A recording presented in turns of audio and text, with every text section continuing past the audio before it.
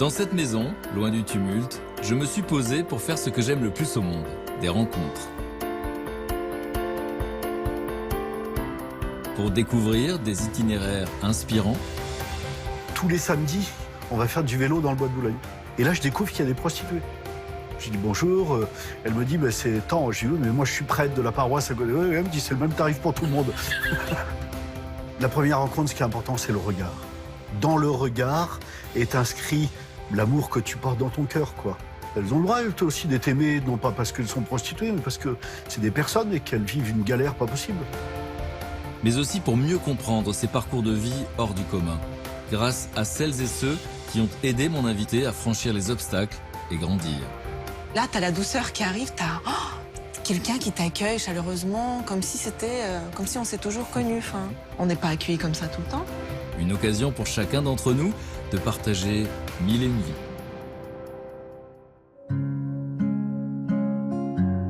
Mais à cet instant précis, j'ignore encore tout des émotions que je vais vivre ce jour-là. Bonjour, merci d'être là.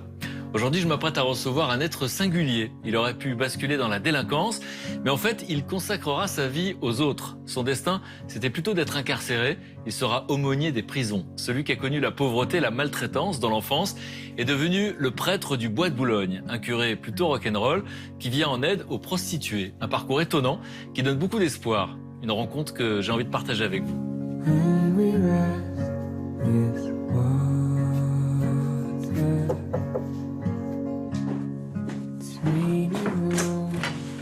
Bonjour. Bonjour. Enchanté. Vous allez bien? Je suis ravi de vous rencontrer. Moi aussi. Vous venez d'Orléans? Oui, indirectement. J'ai dormi Vous avez dormi à Paris? dans la région parisienne hier soir, oui. Je vais vous installer. Merci. Qu'est-ce que vous voulez boire? Café? Un thé, petit café, oui. Un petit café? Comment vous sentez? Moi, ça va mal et ça dure, mais à part ça, non, je plaisante. Non, ça va bien. Ça va bien? Merci, c'est gentil. Bon, je suis ravi de vous rencontrer. Vous en êtes conscient, je pense, que vous avez une vie qui n'est pas banale. Bah, on me le dit. Vous êtes prêtre. Ah, moi, je dis, Tout le monde n'est pas prêtre. Qu'est-ce que j'ai comme chance? J'ai créé des choses que... Je me dis, mais j'ai pas le bac, j'ai pas fait d'études, mais c'est vraiment une chance de réaliser tout ce que je réalise. Ce qui surprend beaucoup, et c'est vrai qu'il y a quelques années, vous avez sorti un livre, Oui. et en couverture, on vous voit comme ça, habillé comme un prêtre, avec des prostituées derrière vous. Ouais. Et ça paraît être un paradoxe de l'extérieur, parce que vous venez en aide aux parias de la société, ceux qui n'intéressent personne. Ouais. Et finalement, quand on s'intéresse à votre parcours, on s'aperçoit que c'est pas si étonnant.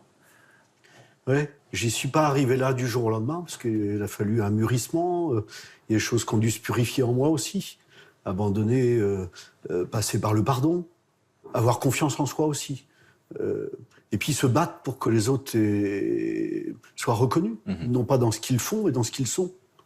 Et ça prend du temps. Ce qui est intéressant, c'est de savoir comment un être humain en arrive à devenir un prêtre si spécial, et on verra quel genre d'enfance vous avez eu. C'est ce qu'on appelle une enfance maltraitée. Ouais, vous avez connu la violence, vous avez connu le rejet, et ça aurait pu faire de vous un délinquant. D'ailleurs, vous l'avez été un petit peu. Ouais. Vous devriez être en prison. Aujourd'hui, vous allez venir en aide à ceux qui sont en prison. Et c'est la première fois qu'on se rencontre. Oui, c'est vrai. Mais avant de vous rencontrer, je vous ai demandé de m'envoyer des photos de votre histoire pour savoir un peu qui vous étiez avant de devenir qui vous êtes aujourd'hui. Alors, je me suis permis de les exposer dans l'atelier. Je vous laisse parcourir la maison D'accord. et je vous rejoins dans le salon. Ça va? Ah, très bien. À tout de suite. Elle est magnifique, cette maison.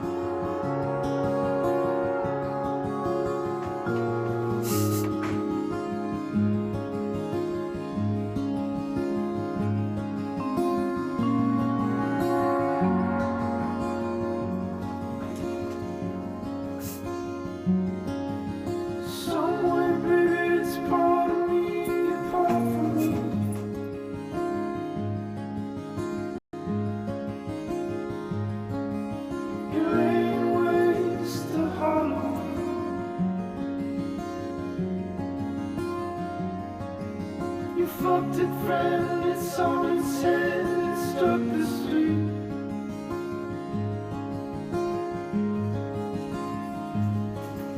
You're in Milwaukee off your feet.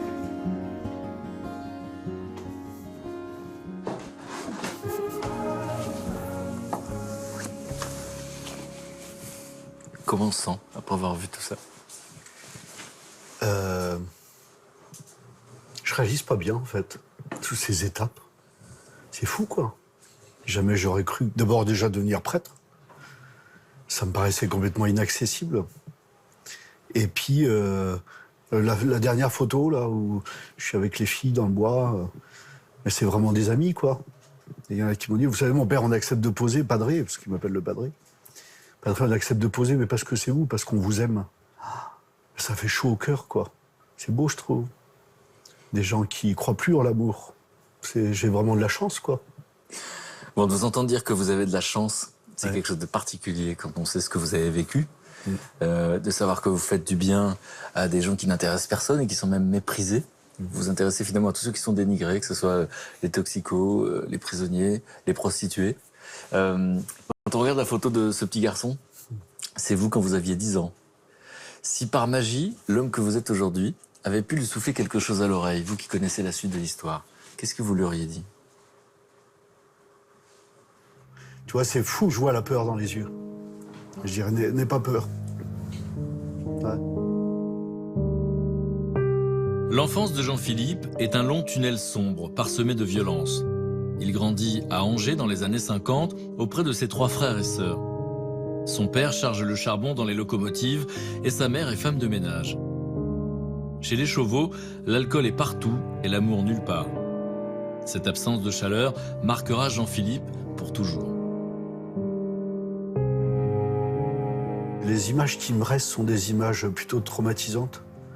Je me rappelle que je me cachais derrière l'armoire, parce que j'avais peur. J'avais peur qu'on me frappe moi aussi, ou qu'on... Ouais, c'est ça les souvenirs qui me restent. Donc une ambiance Il m'en de reste pas violence. beaucoup, hein. De ma maman, pas beaucoup. Quand un soir, elle est rentrée du travail, je m'étais mis dans son lit pour l'attendre, et qu'elle m'a viré de son lit. Elle m'a pris, elle m'a emmené dans mon lit, mais avec sans aucune affection. Et ça reste inscrit, ça. Donc je suis pas aimable, donc personne ne peut m'aimer, donc vous êtes tous des cons, et moi le premier. Je suis que de la merde, quoi. Dans cette famille-là, il n'y a pas d'affection, il y a de la violence et il y a de l'alcool. Alors, il n'y a pas d'affection, et c'est bien ce que tu dis, mais... Pardon, je dis tu à tout le monde, hein, faut pas m'en vouloir. Et en fait, toutes ces personnes de l'ancienne génération, eux-mêmes, on leur a pas donné d'affection. On a confondu l'éducation et le dressage. À l'âge de 5 ans, il va se passer quelque chose de particulier. Et à l'âge de 5 ans, mes parents se séparent, enfin divorcent. Mais nous, à 5 ans, tu sais pas ce que ça veut dire. La seule chose que tu sais, c'est que tu habites plus avec ta mère, tu habites plus avec ton père, tu habites dans un pensionnat. On vous envoie en pension à l'âge de 5 ans. Ouais. Ah, les pauvres bonnes sœurs. Alors là, pareil, pas d'affection, toujours la brimade. Je me rappelle un matin, je refuse de sortir de mon lit. Qu'est-ce que veut un gamin de 5 ans qui refuse de sortir de son lit? Il veut un câlin. Et bon, on m'a dit, tu veux pas sortir de ton lit? Très bien. Tu vas rester au lit toute la journée, au pain et à l'eau. Il y a beaucoup de cruauté, beaucoup de punition, beaucoup de surveillance, beaucoup de... On a faim, on a froid, on est puni tout le temps. Donc on te maintient dans un climat de peur, de culpabilité et puis d'incompréhension. Qu'est-ce qu'ils font mes parents, quoi? Et puis c'est le moment aussi où je revois plus ma mère. Un enfant a besoin de sa maman. On n'a pas le droit de couper un enfant de sa mère. Parce que dans cette pension, vous restez pendant les vacances, les week-ends. Ça, Oui. vous voyez très très très peu vos parents. Ah ben, je ne vois pas. Non, mon père, il habite à Paris, il n'est pas très riche, je pense. Mais c'est quand même un événement que je me rappelle avec humour, c'est qu'il y a un prêtre qui vient régulièrement dans ce pensionnat, qui est tenu par une bonne femme avec un sale caractère, aucune affection, qui fait toujours peur. Mais ce prêtre était assez gentil. Et en fait, il allait à la chasse. Et moi, je voulais aller à la chasse. Donc j'ai dit, je veux devenir prêtre, comme ça je pourrais aller à la chasse. Parce que j'allais dire, aujourd'hui, vous êtes un religieux, mais alors vous avez une image de la religion à l'époque qui est catastrophique. Ah ben parce non. que là, vous voyez des êtres sans amour, qui prêchent l'amour, mais Qui vous qui... mettent à genoux parce que le pape est mort, parce que qu'est-ce que je dois à foutre que le pape est mort, moi? C'est votre problème, c'est pas le mien, quoi. Et comment on a pu faire des choses pareilles? C'est bizarre, hein. Ils devaient pas être heureux, ces gens-là non plus, quoi. Et c'est vrai que j'avais plus la foi. Enfin, ouais, je priais. J'ai toujours prié. Ça m'est resté de mon enfance. Je sais plus comment c'est venu, mais le soir dans mon lit, je priais. Cet enfant que vous êtes fait des cauchemars. C'est quoi les cauchemars récurrents? Alors les cauchemars récurrents, c'est qu'on me tape dessus avec un gros polochon. Et puis alors un truc qui était très marrant pour mon moyen de m'échapper, c'est que je montais sur les toits et j'ai trouvé un moyen pour m'envoler. On n'arrive pas à m'attraper. Dans votre rêve? Et puis il y a des fois, je tombe. Et je tombe. Il n'y a pas de fin. Donc voler, s'envoler, c'est sortir de la situation dans laquelle on est. Quoi. Voilà. Comment c'est supportable tout ça? Tu maintiens comme tu peux, tu pleures. Je pleurais beaucoup, moi. Et je me fais engueuler parce que je pleure. Et je crois que t'as pas d'échappatoire. Le seul échappatoire, c'est la cour de récréation, c'est le rêve, mais t'as pas de rêve. Tu t'empêches de rêver. Pour qu'on comprenne la cruauté qu'est cette pension, je crois qu'on oblige un enfant qui a vomi dans son assiette. Oui, c'était mon frère. Les repas sont en silence. Tu n'aimes pas, c'est pas mon problème. Tu manges tout ce qu'il y a dans ton assiette. Et je me rappelle, c'est mon frère, c'était pas moi. Hein, et il vomit dans son assiette. Tu restes à table et tu vas manger ce que tu as vomi. Donc ça s'appelle la maltraitance. Ah bah oui. Aujourd'hui, ça porte un nom. Mais là, vous le savez. Oui, pas. avec toutes les conséquences que ça a sur la personne, quoi. C'est-à-dire T'es que de la merde. Tu peux pas être aimé. Par contre, je vais te dresser. Ces tortures s'achèvent enfin lorsque Charles Chauveau vient reprendre ses enfants. À ce moment-là, Jean-Philippe a 9 ans. La famille s'installe dans une bar HLM en banlieue parisienne et vit modestement. Mais un nouveau monstre va bientôt venir hanter la vie du petit garçon, Gisèle Chauveau, la nouvelle compagne de son père. Quelle relation vous avez avec cette femme? Ah bah je la découvre. Mais elle était gentille. J'ai pris conscience avec le temps que c'était pas évident pour elle d'accueillir 4 enfants qui sont pas les siens. Elle n'a pas pu avoir d'enfants. Et elle nous accueille. On est quand même très turbulents. On est assez cassés, tous les 4. Mais quand même, la scène qui m'a beaucoup marqué, c'est que mon papa a dû repartir vite au travail ou je sais pas quoi. Et nous, on l'attendait avec impatience. T'es content de retrouver notre père, quoi. C'est notre racine. Et puis, au moment où on se jette dans ses bras, lui, il nous repousse. Ah, la preuve, je l'ai retenu, quoi. Ça casse quelque chose, quoi. Et puis, petit à petit, j'ai découvert... ça s'est pas fait tout de suite. Moi, j'étais sans doute très turbulent. Et je prenais des coups, j'étais tout le temps puni. Des coups de qui? De votre père? De mon père, ouais. Et puis après, c'est venu de ma belle-mère. La belle-mère, mon père avait déjà un petit peu de problème d'alcool, mais pas trop. Mais petit à petit, la situation a dégénéré. Je sais pas très bien pourquoi. C'est un homme qui était pas heureux, qui était toujours agressif, toujours méchant, en fait. Et puis, ma belle-mère s'est mise à boire. Et puis, souvent, elle me déshabillait pour aller prendre mon bain ou je sais pas quoi. Et j'ai eu le droit aux attouchements. Et puis, elle s'est mise à me frapper. Alors moi, mon seul recours, comme on habitait au 7e étage d'un immeuble, je me mettais sous le balcon puis je criais. Des fois, même à poil, moi, tu t'en fous à cet âge-là, tu penses pas à ça. Et je criais, comme ça, elle était obligée d'arrêter. Mon père est un homme sévère, méchant même, parfois. Et donc, qui maintient la peur, qui maintient un climat de peur. Et donc, mais je pouvais faire du sport. Derrière chez moi, à HLM, il y avait tout un grand terrain de sport qui appartenait à la SNCF. Donc pour nous, c'était gratuit. J'ai fait de la natation, j'ai fait du judo, j'ai un peu tout essayé. Mais moi, j'étais un garçon qui était un peu cassé, quoi. Donc je me suis fait virer à chaque fois parce que je faisais les sacs pendant que les autres étaient sur le terrain de sport.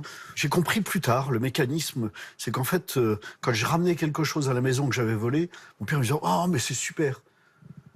Enfin, mon père est fier de moi, donc il faut que je vole.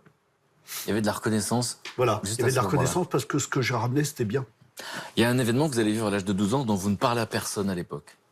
Oui, alors ça, c'est venu plus tard. Puisqu'il n'y a pas d'affection à la maison, j'ai découvert que derrière le terrain de sport, il y a un type ils sont 2 d'ailleurs, qui montent des voitures sur des wagons. Et alors, avec mon copain, on passe le mur, et puis, ils sont sympas, ils nous accueillent, et on monte les voitures avec lui, puis bon, allez, les jeunes, maintenant, Puis un jour, il me dit, tiens, je dois aller chercher un truc chez moi, tu veux venir avec moi? Ouais, moi, je suis toujours partant pour aller faire un tour. Donc, je vais avec lui, puis il m'a emmené chez lui, et en fait, voilà, comment ça s'est passé, ça s'est un peu effacé de ma mémoire, mais ce que j'ai retenu, c'est qu'il m'a violé. Je mets le mot, il m'a violé, parce que ça, j'en ai pris conscience après, il abusait de moi, quoi. Tu comprends pas ce qui se passe. J'ai 12 ans. Qu'est-ce qu'il fait, quoi? Ça fait un drôle d'effet, mais en même temps, ce qui est important, c'est que c'est un type qui s'intéresse à moi. Et ça, j'en avais besoin. Et puis après, c'est évident que j'en ai parlé à personne. Aller raconter à mon père qu'un type m'a emmené chez lui et puis qu'il s'est passé des choses, mais impossible. Je vais me faire engueuler parce que j'ai suivi quelqu'un et que... Donc, je dis rien. Et en fait, j'en ai parlé qu'à l'âge de 42 ans. C'est fou, hein. Tout ça, ça s'est enfoui en moi. Et puis après, j'ai continué à vivre. Occulter l'horreur quotidienne est un réflexe de survie pour Jean-Philippe. Dès lors qu'il est encouragé à voler, tricher et mentir, il tombe inéluctablement dans la délinquance qui le conduit en maison de correction. Nouvel enfermement après le pensionnat. Remis en liberté à 14 ans, il devient alors chef de bande et ne fréquente plus l'école. Son avenir lui échappe. Il y a un moment où je vais décider de quitter la bande des copains. Je suis plus ou moins le chef. Je commence à voler des vélos, des mobylettes, et puis on va aller jusqu'au où je commence à casser. Dehors, on casse des voitures, on saute à pieds joints dessus. Donc je laisse tomber les copains. Et ça a été une étape très difficile. Je dis souvent, dans la vie de chacun d'entre nous, il y a des moments où on doit prendre des décisions et personne ne peut les prendre à notre place. Et là, il faut être fort. Et donc Par instinct, quoi. Oui, j'ai compris qu'il fallait que je tienne. Et puis je cherche un boulot. Et alors je rencontre un monsieur qui me dit, bah voilà, moi je connais quelqu'un, je t'ai pris un rendez-vous, tu vas tel jour, à telle heure, à tel lieu, il me donne l'adresse, c'est métro, j'ai pas d'argent, je fais la Manche pour aller à Passy. Et en fait, j'ai rendez-vous avec le DRH et très gentil. Moi, Ça, vous connaissez pas la très gentillesse. timide, bah non. Et il me dit, bah voilà, il y a une place aux cantines. Si vous voulez. Ah non, tout ce qui est alimentation, ça va, j'ai donné, j'en veux pas. Alors il me dit, attendez, on a une place comme cellier, ça vous plaît? Ah, je dis oui. Puis il me dit, vous savez ce que c'est? Non. Moi, j'étais trop content d'avoir trouvé du boulot, quoi. Et on me met à apprendre ce nouveau métier avec un monsieur qui s'appelle Fernand Marie, et qui était un homme bon, que j'ai découvert petit à petit. Hein. Au début, j'étais très méfiant. Jusqu'à ce moment-là de votre vie, vous avez été trahi par tous les êtres humains, tous Oui. les adultes que vous avez Et puis rencontrés. je reste marqué par le viol, par la violence. Et puis je découvre Fernand, qui est croyant. Alors je ne veux pas tout détailler, mais ce qui m'a beaucoup surpris sur lui, c'est qu'on s'engueule avec un autre ouvrier, puis il me dit, ce soir, je vais prier pour lui. Je dis, attends, ça va pas, non. Moi, je l'attends à la sortie, je lui fous ma main sur la gueule, quoi. Il va me donner des conseils, mais sans me donner des conseils. Il est à l'écoute. Et à un moment, il essaye de me parler de Jésus. Je lui fous, moi, la paix avec ton bon Dieu. Moi je l'ai rejeté, le bon Dieu. C'est fini. Il faut pas me parler du bon Dieu. Ça n'existe pas, ça. C'est des trucs que vous êtes mis dans le crâne. Et puis, il me juge pas. Il me témoigne de l'amitié. Il me témoigne de la compassion. Maintenant, je mets les mots. À l'époque, je ne savais pas les mettre. Tu vois, par exemple, le midi, je vais pas à la cantine parce que j'ai pas l'argent. C'est pourtant pas cher, mais j'ai pas l'argent pour manger. Jamais il m'a dit, tiens, voilà des tickets, va manger. Je suis là. Non, il me dit, écoute, à midi, je suis tout seul. Est-ce que tu veux bien venir manger avec moi? Ou est-ce que tu permets que je te ramène un sandwich? Il m'a pas humilié. Ça, je l'ai compris pour ce que je vais faire plus tard, qu'il faut pas humilier le pauvre. C'est-à-dire quand on est même dans une démarche d'aide, on laisse la dignité à l'autre. Exactement. Et ça, c'est tellement important, quoi. Et voilà. C'est ça qui fait que petit à petit, il va me conquérir. Et là, je vais rencontrer d'autres copains, je ne sais plus comment, qui vont m'emmener en boîte de nuit. Et puis, il y a la drogue qui est arrivée. Je vais fumer le tarpé ou je ne vais pas fumer le tarpé? Parce que ça Donc on parle commence... du joint, du pétard. Oui, pardon. J'hésite. Ça me fait un peu peur. Je ne sais pas ce que c'est. L'alcool, je ne touche pas l'alcool. J'ai touché un peu l'alcool, mais vu que mes parents étaient alcooliques, il n'est pas question que moi, je devienne alcoolique. Mais pourquoi pas la drogue? Alors je lui en parle, comme ça. Et lui, il m'a pas dit, il faut pas que tu fasses ça, c'est pas bien. Non, il n'a pas du tout eu un discours moral. En gros, ce que j'ai retenu, c'est, mais toi, t'as pas besoin de ça. Regarde, tu t'amuses, t'es joyeux, t'es naturellement. Regarde la tête de ceux qui fument le tarpé, ils sont complètement... Je dis, merde, il a raison. Merde, il a raison. Et je sais plus comment ça s'est passé, mais ça a été une grande décision. Non. C'est pas évident. Parce que votre destin aurait été différent pour vous. Oui, puis surtout à tes copains et tes copines, que j'aime beaucoup. Quand on est jeune, on a besoin d'avoir une bande avec qui... À eux, je leur dis non. Aux côtés de Fernand, Jean-Philippe entrevoit la lumière. L'homme qui a le goût de la spiritualité fait découvrir aux jeunes garçons la basilique du Sacré-Cœur de Montmartre. L'imposante beauté de ce haut lieu de pèlerinage touche au cœur Jean-Philippe, qui reste sans voix. J'ai découvert la prière. Ah, qu'est-ce que j'étais bien. Et je sais pas, je me rappelle, il y a un prêtre qui me disait avec humour, va te faire bronzer devant le Saint-Sacrement. Saint-Sacrement, c'est à Montmartre, il y a le Saint-Sacrement qui est exposé. Jésus est là et tu te laisses aimer, quoi. Laisse-toi aimer, quoi.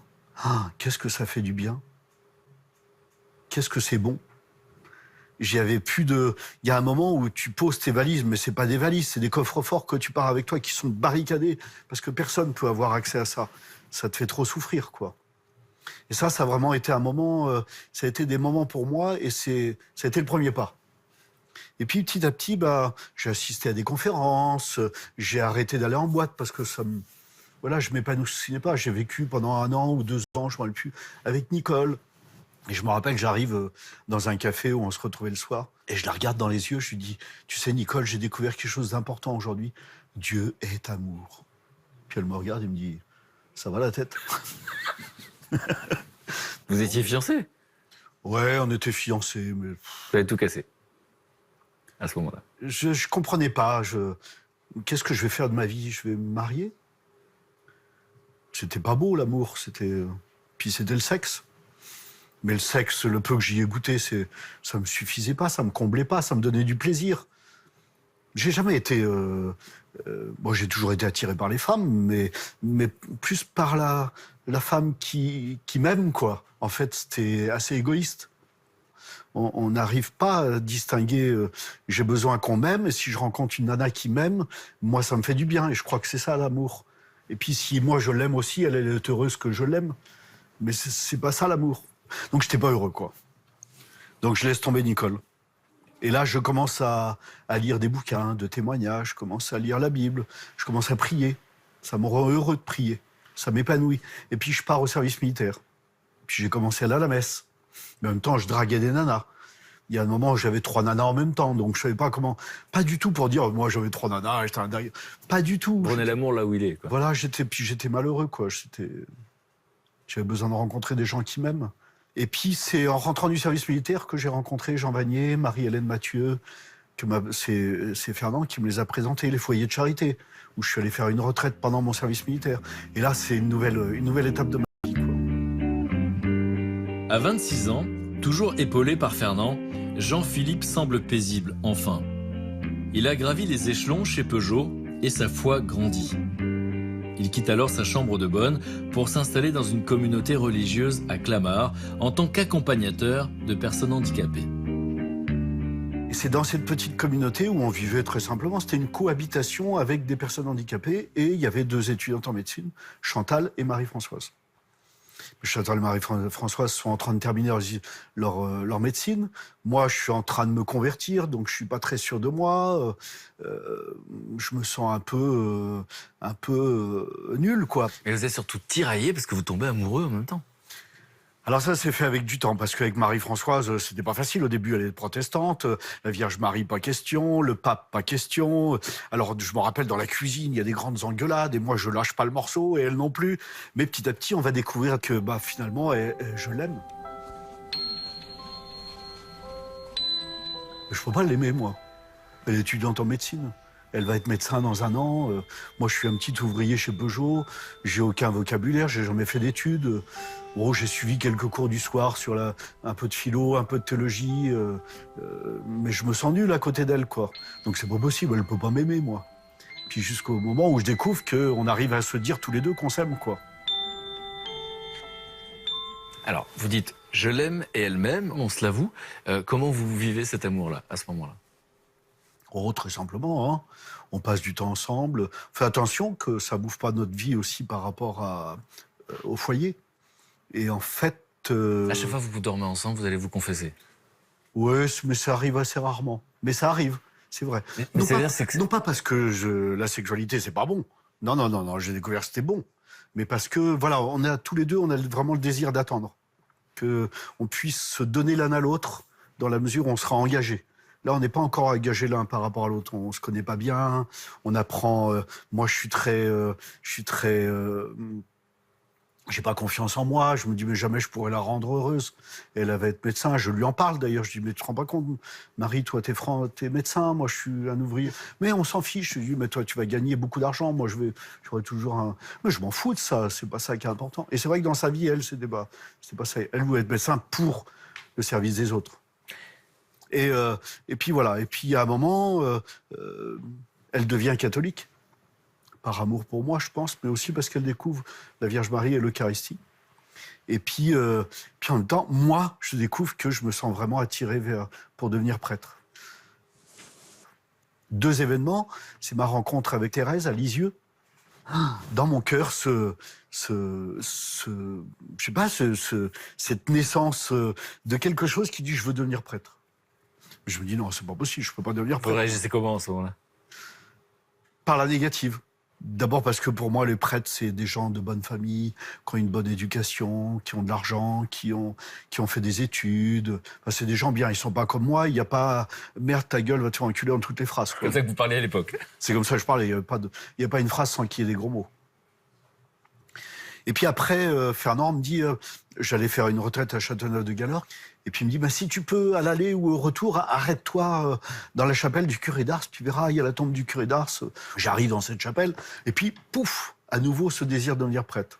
Mais je dis, non, c'est pas possible, je peux pas. De toute façon, j'ai lu la vie du curé d'Ars, qui était un pauvre lui aussi. Donc, quelque part, ça me rassure. Et en sortant, je me dis, je suis bête. Si Jésus le veut, ça se fera. Et là, il y a une joie. Enfin, je suis attiré par le fait de devenir prêtre, non pas pour l'honneur de devenir prêtre, je vais être quelqu'un qu'on va... Non, mais par le fait que tout ce que je porte en moi, je vais pouvoir le partager avec les autres. Et spécialement le sacrement du pardon. Et donc, vous faites un choix et vous dites à Ah non, Marie-Françoise... c'est à Marie-Françoise que je vais partir. Mon Dieu, que c'est dur. 3e grande décision dans ma vie, quoi. Et on a pleuré ensemble et elle m'a accompagné au train. En même temps, elle m'a soutenu. Mais ce qui me fascine à ce moment-là, c'est que vous qui n'avez pas eu d'affection toute votre vie, là, il y a quelqu'un qui va vous en donner. C'est pas que de la sexualité, c'est du vrai amour tel que vous l'entendez. Et vous allez renoncer à ça. Il y a des choses auxquelles tu peux renoncer que parce qu'il y a quelque chose de plus grand. Tu vois, tu renonces pas parce que c'est interdit, parce que c'est pas bien. Ça, j'en ai rien à foutre. C'est pas ça qui m'intéresse. Moi, ce qui m'intéresse, c'est qu'il y a la conquête, quelque part, de quelque chose de plus grand. Et Marie-Françoise, on a été pendant un bon moment je l'appelais de temps en temps au téléphone parce que j'étais en manque. Mais j'étais pas en manque de son corps. J'étais en manque de son cœur. Et ça, c'est grand. Mais vous allez quand même rester en contact. Il y aura même une rechute, puisque vous allez refaire l'amour, si j'ose dire. Oui, à un moment, on se retrouve, oui. Ouais, c'est très curieux, ça. Et puis, parce qu'on reste attachés l'un à l'autre, quoi. Mais en même temps, je comprends que c'est pas ça. Je suis pas fait pour ça. J'aspire à quelque chose de plus grand. Jean-Philippe veut devenir prêtre. Il se rend alors à Fribourg, en Suisse, pour rencontrer le père Marie-Dominique Philippe, fondateur de la communauté de Saint-Jean. Théologien reconnu, il confronte le jeune aspirant à un monde qui lui est alors inconnu, celui des études. Je me rappelle un soir, c'était un cours de philo de l'art.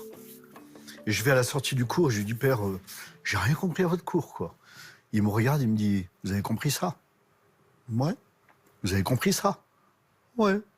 Eh ben alors dites pas que vous avez rien compris. Mais il me dit, mais vous êtes intelligent, vous allez y arriver, mais il faut du temps. Et ça m'a beaucoup aidé. Et ben il a fallu que je travaille. Mais c'est vrai que souvent, j'allais dans les chiottes pour pleurer parce que je comprenais rien, mais je voyais que les autres, ils comprenaient, et puis je me sentais pas compris, puis peut-être que j'étais orgueilleux aussi. Je n'osais pas le dire que je comprenais pas et que vous vous rendez pas compte de tout ce que j'ai vécu et qu'il y a quelque chose qui fait que c'est fermé pour moi. Mais c'est petit à petit. Et j'ai beaucoup travaillé. Hein. Et donc vous y arrivez, puisqu'à 31 ans, vous êtes ordonné prêtre. Le jour où vous êtes ordonné prêtre, est-ce que votre famille est là? Est-ce que Marie-Françoise est là?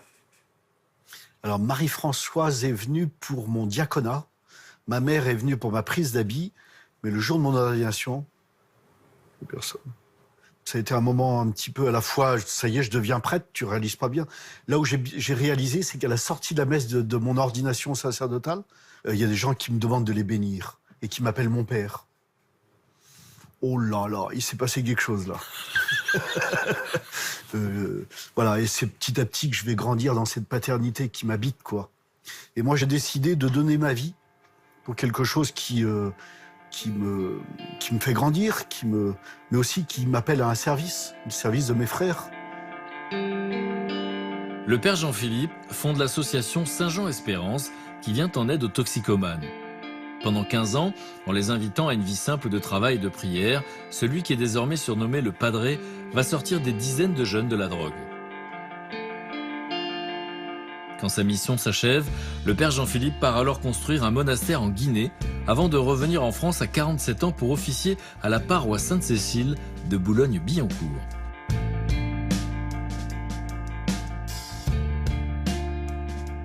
On vient à la messe, super bien habillé.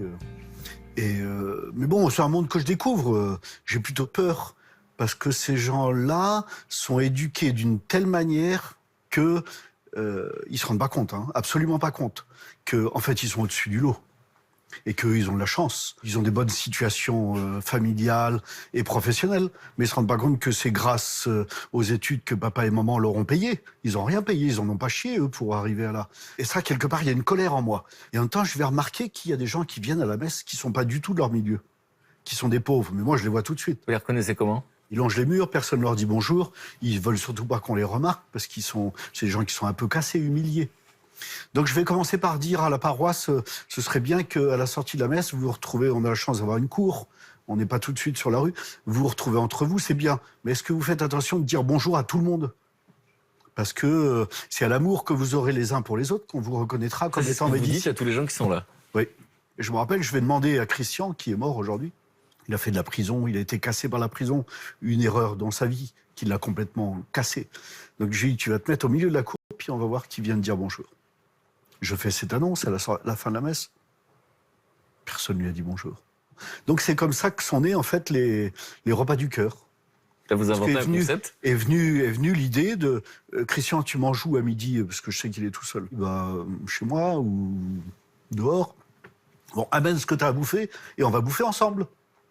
Et donc les repas du cœur, c'est aussi l'accueil de cette personne qui est en face de moi, qui vit un moment d'épreuve dans sa vie et que je dois être là pour elle.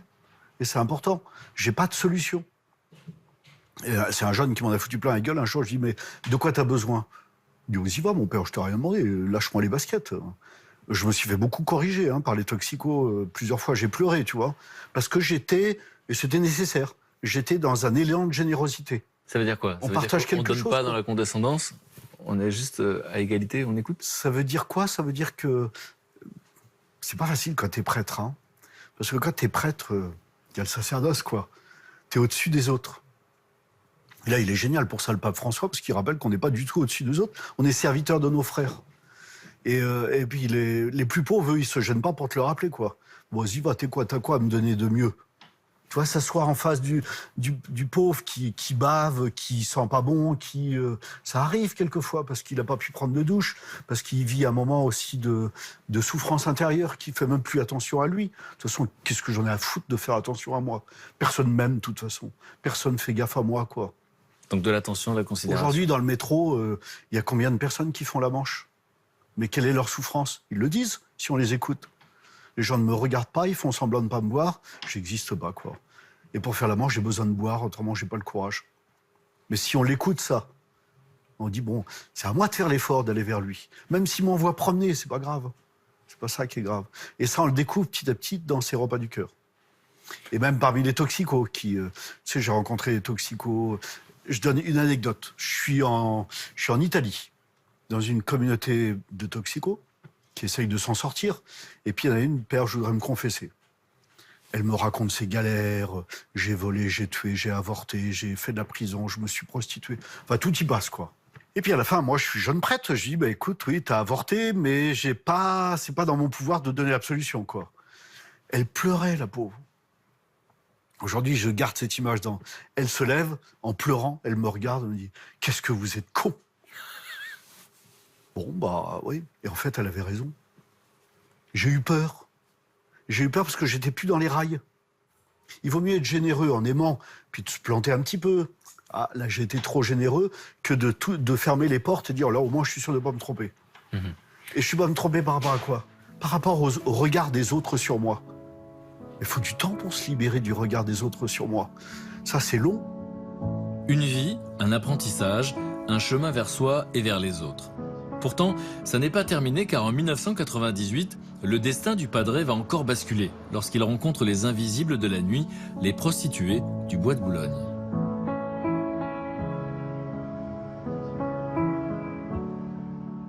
La première rencontre, je m'approche, je suis en civil, je fais du vélo, je dis bonjour. Elle me dit, c'est tant. Je dis, oui, mais moi je suis prêtre de la paroisse à côté. Elle me dit, c'est le même tarif pour tout le monde. Je me dis, quel con. Moi j'étais parti J'ai dans mon pensé que vous vouliez une réduction. Mais je ne suis pas abandonné pour autant. Alors je vais, avec 2 amis, je vais dans le bois de Boulogne rencontrer les filles à pied. Habillé comme ça? Mais moi, j'y vais en habit. moi, je suis parti dans mon élan. On y va.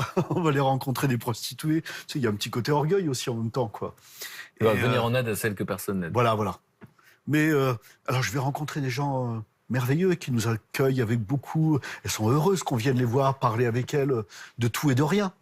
Et en fait, on va y aller en 4L. Ah, vous n'avez pas un café?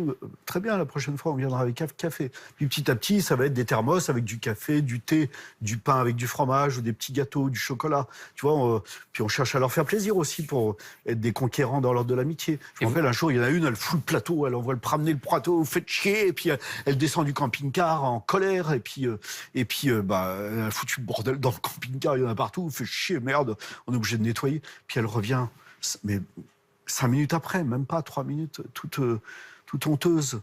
Je vous demande pardon, je me suis énervé, et j'aurais pas dû laisser, je vais nettoyer. Et c'est là que j'ai découvert que... Je dis, mais non, t'as eu raison de te mettre en colère, parce que ce qu'on a dit, ça t'a blessé. Et jusqu'à maintenant, quand on te blessera, tu me le diras. Et qu'est-ce que vous allez découvrir de ces êtres humains-là qui se prostituent, dont vous choisissez de vous occuper? Quels sont les principaux besoins, finalement? La première rencontre, ce qui est important, c'est le regard. Dans le regard est inscrit l'amour que tu portes dans ton cœur, quoi. Parce que pourquoi vous venez nous voir, mon père? Bon, je sais pas, j'aimerais bien devenir ton ami, parce que... Mais vous savez que je suis qu'une pute. Non, moi, je te regarde pas comme une pute, moi, je te regarde comme quelqu'un. C'est pour ça que la devise de l'association Magdalena, c'est « Elle m'a regardé comme une personne ». Et puis, accepter que moi, aussi, elle me regarde comme on regarde une personne. Et ça, c'est beau, quoi. Se laisser aimer. Salut les filles. Moi, Padre Jean-Philippe. Ah, ça va? Padre Juan Felipe. Viens t'asseoir, Dominique. Non, c'est bien. Ça va? Tu veux boire quelque chose? Café, thé ou chocolat? Café, Et vraiment, le camping-car a été très apprécié parce que pour les filles, c'est vraiment un moment... Elles ont plus l'agression de la rue, c'est chez elles. Qu'est-ce que vous lisez dans le regard des autres? Parce que vous dites, il a fallu du temps pour se débarrasser du regard des autres. Qu'est-ce que vous lisez dans le regard des autres? Le regard des autres qui te jugent.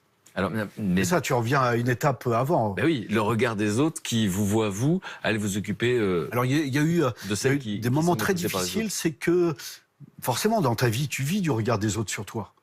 Mais c'est une prison, quelque part. Soit tu as des regards de bienveillance, d'admiration. Mais c'est pour ça que tu le fais? Non. Je le fais parce que j'ai rencontré des gens qui sont au-delà. Je me rappelle, je suis dans le camping-car. C'est un soir où ça arrive, il y a des soirs, il n'y a personne.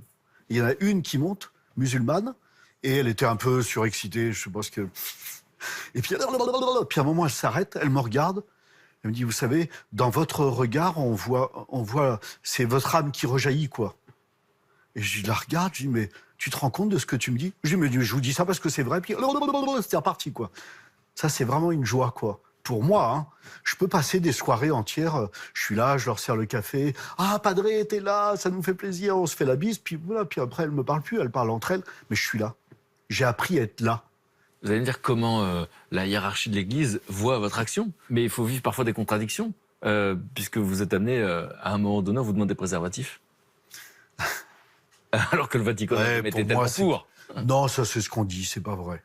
On nous fait croire que l'Église donne des préceptes, mais qu'elle te demande pas d'être intelligente. Elle te demande d'être intelligente, l'Église. Réfléchis, toi. Non, elle dit pas que le préservatif, c'est interdit. Et spécialement dans ces cas-là, où les personnes se prostituent. Mais bien sûr qu'il faut que tu te protèges. Donc on donne des préservatifs et du gel. Vous qui n'avez pas eu d'amour dans votre enfance, ni d'affection, vous passez votre temps à donner de l'attention et de l'affection. Ouais, parce que c'est tellement important. C'est quoi le but de la vie? D'avoir de l'argent, d'avoir une belle femme, d'avoir des beaux enfants, mais j'aurai pas le temps de m'en occuper parce que moi, je suis en train de conquérir ma situation, je suis en train de Non, le but de la vie, c'est d'aimer et de se laisser aimer. Ça, c'est important aussi. Parce qu'il y a toute une génération de personnes, même parmi les chrétiens, même presque dans toute religion, où il n'y a pas d'amour. Alors qu'on est fait pour ça. Et quand on a été maltraité, souvent, on n'accepte pas l'amour des autres. Est-ce que vous l'acceptez maintenant, l'admiration, les compliments? Ouais, mais il a fallu du temps. Dans un instant, vous allez me présenter deux personnes importantes pour vous, quelqu'un qui travaille à vos côtés et quelqu'un qui a bénéficié de votre action. Ouais. Qu'est-ce que vous aimeriez qu'on retienne de votre histoire? Pourquoi c'est important pour vous de le raconter? Pourquoi c'est important? Parce que je pense qu'il y a des gens qui sont pas heureux dans leur vie, parce qu'ils ont pu vivre des galères comme les miennes, ou même quelquefois pire, mais qu'il y a toujours une issue, il y a toujours un espoir, il y a toujours... et que cet espoir, il n'est pas dans le repli sur soi, il n'est pas dans les médocs, il n'est pas dans la drogue, il n'est pas dans l'alcool, il n'est pas dans le sexe, bien que je dis pas que c'est pas bon. J'ai jamais dit ça, moi. Mais qu'il n'est pas là, c'est pas là que ça se trouve. C'est une reconquête. T'es chouette, quoi. T'es quelqu'un de beau. Et que cette beauté intérieure, ben, je te souhaite de rencontrer des amis qui vont te dire mais t'es beau. Et puis que tu vas pouvoir le vivre, même si c'est Jésus qui dit dans ton cœur t'es beau et je t'aime. Et je donne ma vie pour toi. Moi, pauvre type, qui a été vulgaire, violent, méprisant les autres, ouais. Il y a toujours il y a une place pour l'espérance, quoi. Donc Jésus vous a dit des choses que personne ne vous avait dit avant, finalement. Ouais. Jusque dans mon corps. Ça m'a touché jusque dans mon corps. Ça ne veut pas dire, et ça c'est une autre étape, que la chasteté des prêtres, c'est quelque chose d'acquis. Mais c'est une décision. Moi, comme je dis, t'es marié, toi? T'en as choisi une, et moi, je peux pas. Moi, je les aime toutes. Et c'est ça qui est important, d'aimer l'autre pour lui. Mais ça prend du temps. C'est pour ça que il faut pas trop cataloguer trop vite, quoi. Nous, on a besoin. On est cartésiens, les Français. Hein. On aime bien mettre dans des casiers. Ouais, c'est vrai, il y a des gens qui ont fait beaucoup de mal. Bon, vous êtes quelqu'un de spécial. Vous acceptez l'idée? Oui, je pense que je suis quelqu'un de spécial, quand même. Mais je veux pas être spécial pour qu'on me mette à part. Je veux être spécial comme Mère Teresa, quoi. Le jour de l'inauguration de la maison de Magdalena, j'ai demandé à Mère Teresa qu'elle mette une des phrases de toutes celles qu'elle a dit qui étaient merveilleuses et qui soit un peu le cœur de ce que je veux vivre. Et cette phrase, c'était... La révolution de l'amour commence par un sourire. Voilà, gardez ça. Je voudrais dire ça aux gens. La révolution de l'amour commence par un sourire. Souris à ton voisin, souris aux pauvres dans la rue, souris à ceux que tu rencontres. Ça peut être un rayon de lumière pour eux dans leur journée, quoi. Et vous savez de quoi vous parlez? Ouais. Ouais. Bon, merci pour la confiance. Je vais les chercher. À tout de suite. Ouais, à tout de suite. Lorsque mes invités, comme le père Chauveau, racontent avec pudeur la profondeur de leur souffrance, ils paraissent s'en sortir facilement. Pourtant, une question s'impose, comment a-t-il fait pour surmonter les obstacles? C'est pour tenter d'y répondre que j'ai voulu aujourd'hui écouter ses proches, afin de mieux comprendre comment chacun d'entre nous peut tirer des enseignements de l'expérience si particulière de mon invité. C'est un don gratuit. Tu as préservé la sensibilité que j'avais et mon cœur d'enfant. Et des comme moi, il y en a plein. Mais c'est vrai qu'un regard que tu portes sur la personne, ça peut donner des ailes, ça peut encourager. Je crois qu'il y a une pédagogie qui s'est faite. Majoritairement, le point de vue des gens change. J'entends de plus en plus, c'est vachement bien ce que vous faites. Merci à tous les deux d'être là. Effectivement, vous allez m'expliquer à quel point ces personnes sont importantes. Quelqu'un qui est président de votre association, Magdalena. Ouais. Et donc j'espère que il fait pas partie de ceux que vous avez décrits au début. Vous avez 5 enfants. Il m'a expliqué que tu étais arrivé dans un quartier favorisé, il a découvert des catholiques qui étaient beaucoup dans la posture. En tout cas, vous faites partie de ceux qui l'aidaient aujourd'hui dans son action. Vous me raconterez un peu le regard des autres, hein, quand un prêtre va aider notamment des prostituées. Voilà, comment c'est vécu de l'extérieur, comment on fait pour se débarrasser du regard des autres et des préjugés. Et puis Yana, vous l'avez connue quand elle avait 12 ans. Et donc aujourd'hui, vous parlez très bien français, vous êtes infirmière, mais vous avez connu ce qu'on appelle la galère, parce que vous êtes arrivée en France à l'âge de 12 ans. Votre maman fuyait le conflit tchétchène, vous venez de Russie, et vous nous raconterez le contexte dans lequel vous avez rencontré cet homme. Oui. Qu'est-ce qu'il vous a apporté? Est-ce que vous pouvez me dire un mot sur chacune de ces personnes, rapidement? Je l'ai connu quand je crois que c'est un garçon qui venait au repas du cœur, qui l'a amené avec ta maman et non, avec pas grand-mère, non. Non, mamie, non. Puis voilà, il y a un courant qui est passé tout de suite, quoi. Et puis finalement, on est devenus vraiment des amis. J'ai pris un peu sous mon aile, hein, faudrait dire comme ça. Puis à travers ce service, c'est né une amitié. Et Jean-Michel, je l'ai connu pas tellement à la paroisse, hein, on se voyait, mais un petit peu, mais Et en fait, il y a un moment où comme on m'a donné la responsabilité de la prison de Nanterre, comme aumônier, mon désir, c'était de monter une équipe. Un prêtre seul, il ne peut pas faire grand-chose. Et Jean-Michel s'est présenté comme bénévole. Et c'est comme ça qu'on s'est rencontrés et qu'on a appris à se connaître. Et que petit à petit, il s'est impliqué dans les activités de Magdalena. Alors vous allez nous Je crois raconter qu'il ne savait effectivement. pas qu'un jour, il deviendrait président. Vous saviez peut-être pas que vous alliez aider des personnes qui se prostituaient dans le bois de Boulogne. Ça vous Non saviez pas non plus. Quelques années auparavant dans votre vie, en allant à la Vraiment pas. paroisse. Yann, est-ce que vous vous rappelez des circonstances de votre arrivée en France? Vous avez 12 ans. Votre maman est médecin dans votre pays. Elle deviendra femme de ménage ici en France. Et quels sont les souvenirs que vous avez de ce contexte-là? Alors, déjà, l'arrivée en France, c'était décidé sans moi. Enfin, moi, j'allais à l'école comme tous les enfants. J'avais ma chambre, j'avais mes livres, j'avais mes amis à qui j'étais attachée, mais profondément. Du jour au lendemain, on est parti. Moi, on m'a dit juste on part. Donc, on m'a arraché à tout. Vous vous rappelez ce que vous vous dites à ce moment-là? Quand j'arrive en France et quand on est accueilli, attention, c'est pas des reproches. Je remercie énormément la France, ce pays, l'administration, enfin tous les gens qui ont œuvré pour nous accueillir. Hein. Mais quand on est enfant, on se dit pas ça. Quand on arrive dans un camp d'accueil, parce que c'est un véritable camp, un hôpital, et tu dors par terre, alors qu'il y a une semaine, tu dormais dans ton lit, tout allait bien, tu parles pas un seul mot, c'est très dur. C'est très dur, là, tu pleures. Parce que tu comprends pas pourquoi. Et ce qui est arrivé après, donc nous avons été logés dans des hôtels différents. Et Quel genre d'hôtel? Hôtels sociaux. Bon, c'est pas des 4 étoiles, hein, c'est pas des Hilton. Mais voilà, c'était des hôtels. C'est un toit sur Ah, quand même, sur la tête. excuse-moi de te couper, mais je suis allé les voir dans une chambre d'hôtel. Tu te rappelles, je leur donnais des sacs de nourriture. Et, mais il y avait une pièce où ils étaient C'est 6 trois mètres dedans. carrés, ouais. Vraiment. Ils étaient 3 dedans. 6 mètres carrés, 3. Vous, votre maman, votre grand-mère? Plus les cafards, les rats, et puis les prostituées autour qui faisaient du bruit. Non, mais ça, c'était... Psychologiquement, pour un enfant, tu te poses pas de questions parce que c'est comme ça, mais tu as des souvenirs c'est des souvenirs qui te marquent. Et votre maman qui passe de médecin à femme de ménage? Alors, pas tout de suite, parce que c'est vrai que quand on arrive en France, voilà, maman a un petit peu de sous parce qu'elle avait quand même une situation en Russie, elle travaillait dans un hôpital. Les sous partent vite. Et quand les sous partent vite, il faut continuer à se nourrir. Donc, il faut se débrouiller. Ça veut dire quoi? Ça veut dire quoi? On a su qu'on pouvait se nourrir aussi à l'extérieur, comme dans les restos du cœur. Et je me souviens de ces pauvres gens, des SDF complètement saouls, en train de se battre, des insultes. Je me rappellerai toujours cet homme qui est arrivé, qui a juste giflé ma mère. C'est quelque chose de très rude, quoi. Mon enfance s'est terminée là. À 12 ans, j'avais plus d'enfance.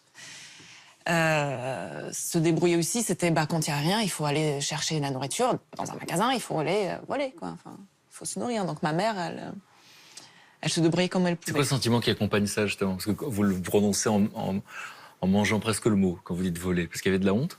Oui. Oui. Beaucoup de honte. Moi, j'avais très peur.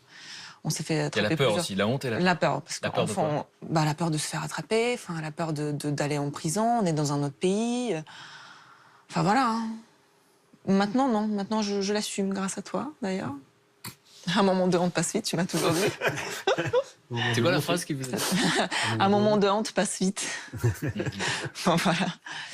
Et donc, ma mère m'expliquait absolument rien. Ma pauvre grand-mère, elle est âgée, mamie, elle est mignonne. Elle suivait le mouvement. Et à un moment, ma mère, elle rencontre un homme dans le métro, Boris. Il parle et puis il lui propose de venir manger à la paroisse Sainte-Cécile. Il me dit, écoute, c'est sympa. En plus, le prêtre, il est cool, tu vas voir, il est souriant, il est accueillant. Donc, on y va. Et Vous vous c'est rappelez de vrai la que... première fois, première image? Oui. Moi, je me rappelle. T'avais un peu moins de cheveux blancs. Et c'était comme ça, avec ta soutane. Oh, mais bienvenue. J'étais très surprise, alors oui. Surpris par quoi? Qu'est-ce qui vous surprend? Cet accueil. On n'est pas accueillis comme ça tout le temps. C'est très important, vous savez. Parce que c'est une période où vous êtes en train de vivre le rejet, à ce moment-là. Et là, t'as la douceur qui arrive, t'as quelqu'un qui t'accueille chaleureusement, comme si on s'est toujours connus. Très gentil, voilà. tout de suite sur mes gardes. Oula, qu'est-ce que c'est? Mais ça fait La du bien. bonté crée de la méfiance. Ouais. Et puis, asseyez-vous, qu'est-ce que vous voulez boire? Enfin, vraiment, un regard. Tu parles beaucoup de regards. D'ailleurs, elle m'a regardée comme une personne, hein, Magdalena. Tu parles beaucoup de regards, mais c'est vrai que ce regard que tu as eu la première fois qu'on est venu, d'ailleurs, c'est pour ça que ça fait 16 ans qu'on se connaît, hein, Ouais. ce que je reviens. Hein. Et puis, petit à Donc ça petit. devient une fois par semaine. C'était une fois par semaine, vendredi soir. C'était le vendredi avant. Je venais d'abord manger, et puis après laver mon linge, après, voilà, enfin, petit à petit, j'allais à l'école, j'apprenais le français. Je venais te chercher à la sortie de l'école. C'est vrai, tu m'emmenais au cinéma. C'est vrai que il a quand même préservé un petit peu d'enfance que malheureusement, qui s'est terminé à un certain âge. Et voilà, Quelle place il va prendre dans votre vie à ce moment-là, progressivement? un repère. Je l'ai toujours... Un repère. Voilà, un repère. Ma mère était Tout le monde très l'appelle prise. mon père, mais vous, c'est votre repère. Mon père repère, oui. Non, pourquoi? Parce que maman, très prise par les choses administratives, il faut nourrir la famille, il faut aller chercher le travail, la survie. Franchement, oui. Un père qui n'existe pas, parce que mon papa est resté en Russie et malheureusement, on n'avait aucun contact. Il était en prison, il était incarcéré. Mamie, bon, à part la prière le soir et encore... Et Jean-Philippe qui était là et qui m'expliquait un petit peu la vie. Hein. Qu'est-ce qui est bien, qu'est-ce qui est mal, pourquoi il faut faire une telle chose et pas d'autre. Quelles sont les valeurs qu'il va vous transmettre? Oh, aujourd'hui, je le comprends mieux peut-être, c'est un don gratuit et sans attendre le retour. Parce que de toute façon, on aura un retour. C'est-à-dire? D'une manière ou d'une autre, c'est un boomerang. Tu reçois la facture à la fin du mois. Tu fais du bien, quelque part. Bon, c'est pas toujours du bien qui revient, mais ça revient, ça te reviendra d'une manière ou d'une autre. La foi. Toi, Jésus à travers toi, j'ai envie de dire. Voilà, Vous êtes foi, devenue c'est- croyante, du coup? Oui, c'était pas forcé, Jean-Philippe, c'est pas quelqu'un, voilà. C'est par des petits gestes, par des petites... Et je pense que un boulot que tu as fait, je sais pas si je te l'ai dit, peut-être, mais tu as préservé la sensibilité que j'avais et mon cœur d'enfant, qui en a pris quand même. Et je te remercie, d'ailleurs. Et voilà, les valeurs, aujourd'hui, peut-être que tendre la main aussi à quelqu'un qui en a besoin, sans forcément en aidant avec l'argent, parce que bon, l'argent c'est bien, c'est ce que tu disais, beaucoup veulent t'aider, mais pas beaucoup veulent devenir tes amis. C'est difficile aussi d'accueillir quelqu'un comme ça, et des comme moi, il y en a plein, des petits réfugiés, des petits pauvres, enfin. Mais c'est vrai qu'un regard que tu portes sur la personne, ça peut donner des ailes, ça peut encourager. Voilà, ça c'est un pilier de son existence. D'abord, réaction quand vous entendez la gratitude? Non, moi je suis tellement heureux pour elle, quoi. Et puis je crois que j'aime beaucoup Yana parce que très vite elle a compris l'esprit de Magdalena. Chaque personne est unique et une chose qui me marquait chez elle, comme Manu, j'aurais aimé que Manu vienne, mais il est pas là. Il est parti faire le tour du monde, lui, en stop.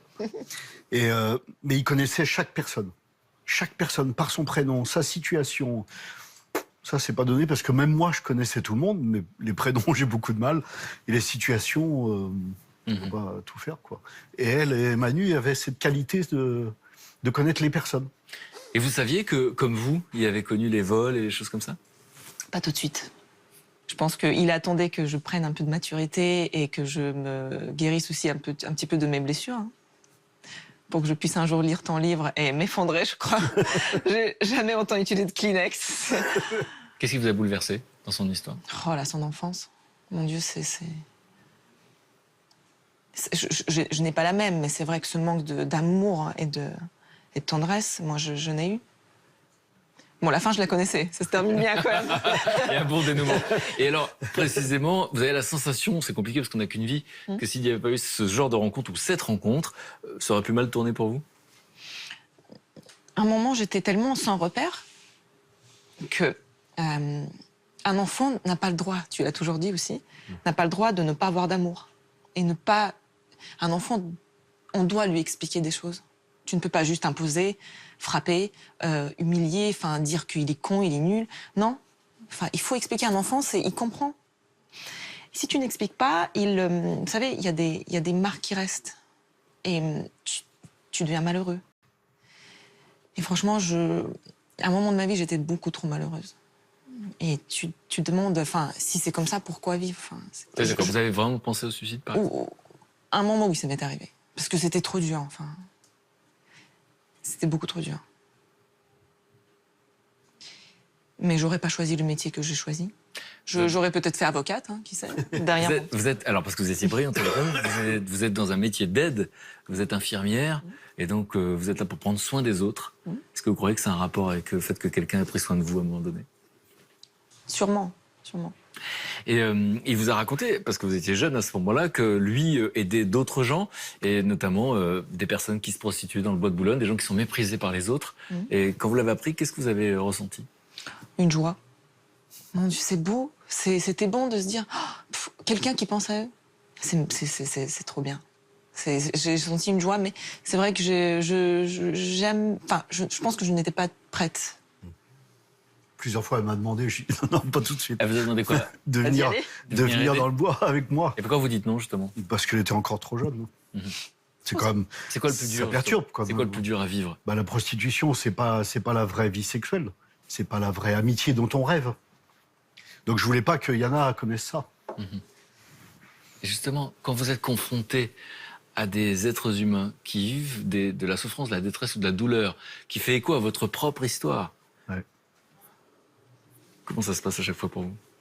Oh, ça se calcule pas, c'est à l'instinct, et tu sais que l'autre, faut pas le replier sur son malheur, faut lui donner l'occasion de se donner aux autres.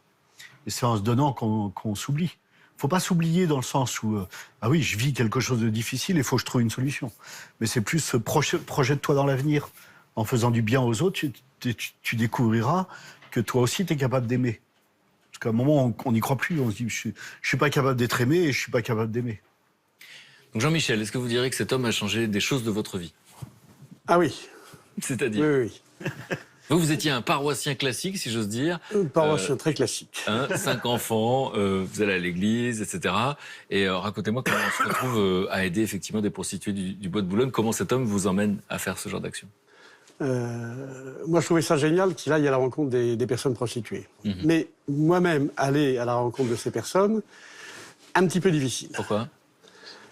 Pourquoi? Parce que quand on va à la rencontre des personnes, il faut être naturel. Si on n'est pas naturel, on n'apporte pas, enfin, on n'a pas d'échange, on n'est pas bien avec ces personnes, donc ça se ressent.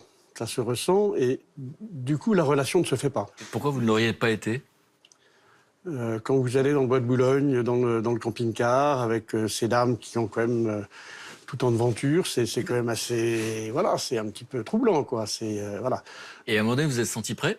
Vous vous rappelez de la première fois de ce que vous ressentez? Oui, il se trouve que chaque année, on organise un Noël, enfin 2 Noëls, un Noël des Mercredis du Cœur et un Noël du Bois. Et je suis allé à un Noël du Bois et j'ai rencontré ces personnes, puisqu'elles étaient 80, donc voilà. 80. Et en fait, ce sont des personnes. Voilà, tout simplement. C'est ça la découverte. C'est ça la découverte. C'est des personnes avec qui on parle, avec qui on rigole, avec qui... T'as dansé, moi, je me rappelle, je vois Jean-Mi danser. Tu dansais avec qui? Avec Tite, je crois. Oui, je sais plus, oui. Ah, oui. J'hallucinais. Il s'est laissé prendre, quoi. Ah oui, complètement. Mais voilà, on a de belles rencontres et tout se passe bien. C'est quoi les moments les plus insolites? Parce qu'effectivement, c'est une situation très particulière. Alors, un moment insolite qui est assez extraordinaire, il se trouve qu'il y a une journaliste qui veut faire un reportage et il fallait faire venir 3 filles du bois. Donc, j'emmène ces 3 personnes dans ma voiture avec la journaliste pose des questions, etc. Et puis, à un moment, on arrive, tout le monde descend et il y a une des 3 personnes que je ne connaissais pas qui sort de la voiture et qui vient vers moi et qui me dit « Je veux un câlin ». Waouh! Donc, je lui ai fait un câlin. Et elle m'a dit écoutez, c'est extraordinaire parce que ça fait 16 ans que je galère. C'est la première fois que je rencontre une association qui ne me juge pas. Et bien là, je trouve que tout est dit. Tout est dit par rapport à l'association. Elle m'a regardé comme une personne. On est là. Voilà. Mais c'est un moment fort quand même. Hein. Bon. Et Ma mère doit me regarder du ciel, là. Et justement, les regards autour de vous, parce que vous êtes quelqu'un d'ouvert d'esprit, et on l'a dit, tous les catholiques ne sont pas ouverts d'esprit. D'accord ? C'est presque naturel, évidemment, mais enfin, vous en avez connu des pas ouverts du tout. Regard autour de vous, regard sur cette action. Là, maintenant, je trouve que majoritairement, le point de vue des gens change. Et que j'entends de plus en plus, c'est vachement bien ce que vous faites. Bon. Donc, je crois qu'il y a une pédagogie qui s'est faite. C'est une prise de conscience de la détresse qu'il y a derrière, c'est ça ? Oui, tout à fait. J'ai été très surpris, excuse-moi de te couper, Jean, mais je suis allé présenter mon livre à Senlis, les AFC m'avaient invité. Puis il y a une dame, avant la conférence, qui vient me voir, elle me dit « Père, vous savez, j'habite un petit peu en dehors de Senlis, et sur ma route, il y a des prostituées. Avant de lire votre livre, je les jugeais, je les méprisais. Maintenant que j'ai lu votre livre, à chaque fois que je les vois, je prie pour elles. » C'est beau. Donc ça fait partie des victoires, de changer le regard et les mentalités. Ouais. Et vous avez donc depuis quelque temps, qui est une forme d'aboutissement, j'imagine que ça fait longtemps que vous attendiez ça, une maison pour accueillir des personnes en détresse qui veulent sortir de la prostitution. Bon, ça c'est une fierté pour vous aujourd'hui, le fait que ça existe, cette maison. Oui, c'est une fierté. C'est une fierté aussi... vous savez, à la messe d'inauguration, il y avait quand même 9 prêtres, plus un évêque. Bon. Il y avait le sous-préfet, il y avait le procureur de la République. Bon, je veux dire que personne ne s'attendait à cet accueil Des institutions pour des personnes méprisées, dénigrées, voilà, tout à fait. et que personne ne regarde. Et bien sûr, les filles étaient là. Il y en avait quand même pas mal qui étaient là. Et on était 250, dont une grande majorité de bénévoles de Magdalena. Voilà. Non, c'est sûr que c'est une fierté. Bon, maintenant, il faut faire fonctionner la maison. Mais on a été vite. Il y a eu une équipe extraordinaire autour de ce projet. Le padre dit que je lui apporte le calme, mais lui, il apporte le... Voilà, t'inquiète pas, la Sainte Vierge y pourvoira. Voilà. C'est ça ma dernière question. C'est qu'est-ce qu'un homme comme celui-là, avec un parcours comme ça, il dégage ce qu'il dégage, qu'est-ce que son histoire nous dit ? Quels enseignements on peut tous tirer ? Quelles clés on peut tous tirer d'une existence comme celle-là pour vous ? À tout moment de la vie, il y a des choix qui se font. Il y a des choix, il y a des appels. Donc, le choix, d'abord, il faut faire le bon. C'est pas toujours évident. Et il faut savoir écouter ces appels. Il faut savoir y répondre. Je pense que le padre, il a eu des appels auxquels il a répondu. Il a rencontré des bonnes personnes. Il aurait pu les ignorer. Pour nous, c'est pareil. Pour nous, c'est exactement pareil. Pour toi, c'est pareil. C'est-à-dire que tu as rencontré le padre, tu aurais pu l'envoyer balader. Quoi. Bon. Donc voilà, à un moment donné, on rencontre des gens, ça fait une petite idée dans la tête qui chemine. On n'ouvre pas. Donc être à l'écoute. Qu'est-ce que, j'allais dire, la rencontre de quelqu'un comme ça vous a apporté et qu'est-ce que ça nous donne comme clé finalement pour l'existence ? Qu'est-ce que je pourrais encore dire ? Quels enseignements ça nous donne finalement ? Bah, t'es pas venu pour rien, ça c'est sûr. C'est déjà pas mal. Vous dites merci d'exister, c'est pas mal. Qu'est-ce que ça vous fait d'entendre ça, justement, de la part d'un être humain ? Il y en a d'autres qui vous disent merci. Alors, comme je dis souvent, alors qu'encore une fois, vous êtes venu sur Terre et on vous a laissé à l'abandon pendant des années. J'arrive pas à réaliser. J'arrive pas à réaliser. Et je recevais un SMS tout à l'heure encore de Yasmine qui me dit « Oublie pas que t'es génial. » Ouais, bah, tant mieux si je le suis pour toi.